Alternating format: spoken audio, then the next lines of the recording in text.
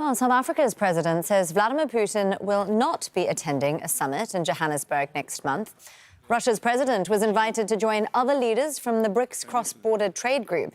Cyril Ramaphosa says that Foreign Minister Sergey Lavrov will be representing Russia there instead.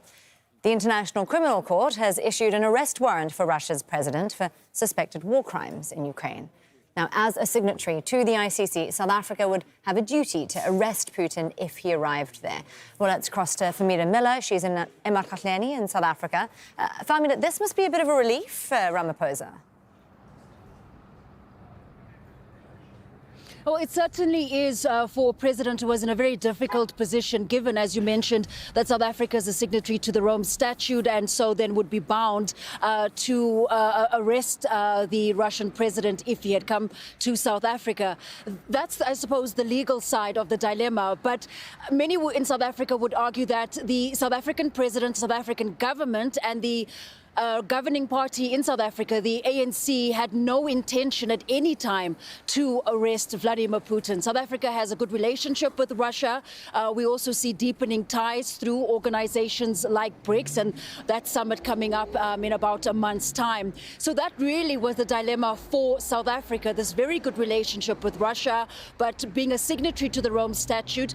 And this is why in recent weeks we've heard more calls from some South African parties, the ANC specifically, saying that South Africa should pull out of international treaties and organizations that don't serve South African interests. South Africa is a sovereign country and shouldn't be dictated to. But given this formal decision, which wasn't the invitation being rescinded, it was an agreement, a mutual agreement, the South African government says, this certainly does make the way forward a bit easier. Famida, let me ask you about the timing, because I see that Ramaphosa filed what was originally a confidential court affidavit saying that he believes that arresting Putin would only escalate hostilities in Ukraine. That's also been very controversial when you look at how politically divisive this has already been. Well, given the African National Congress's position on its relationship with Russia, with Vladimir Putin, and by extensions, the South African government, they've been very certain about what they've wanted to do. But of course, they've been challenged by an opposition party like the Democratic Alliance, who has taken the government to court saying that it should be forced to arrest Putin should he come to South Africa. We now know that's not happening.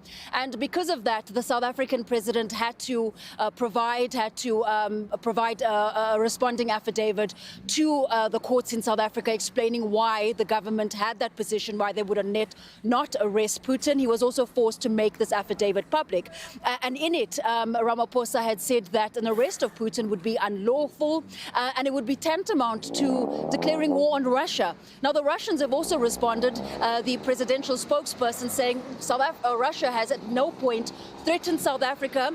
But of course, an arrest of Putin would be a threat, would be an attack on the president.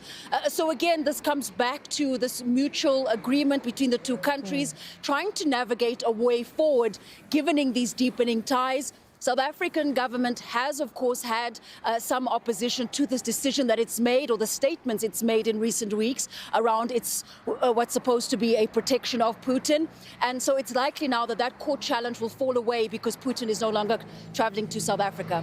And Famida, just in the last few minutes, I see the Kremlin says that Putin will be participating in that summit, but only via video call. Very interesting developments.